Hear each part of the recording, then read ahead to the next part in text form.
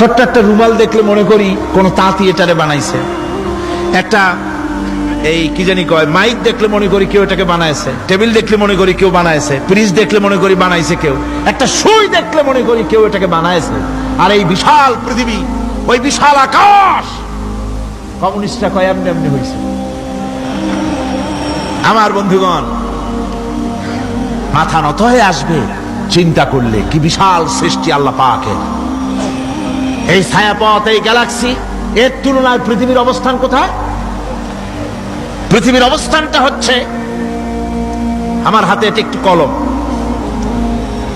এই কলমটা কাগজের উপরে আমি যদি এই নিপটা রাখি, কাগজের ভিতরে নিপে যতটুকুন জায়গা টাচ করবে, মহাশূন্য গ্যালাক্সি মিল্কি ওয়ে আল্লাহর ওই মহাশূন্যের তুলনায় পৃথিবীর অবস্থান একটা কলমের নিপে যতটুকুন জায়গা নেয় এর থেকে বেশি নয়।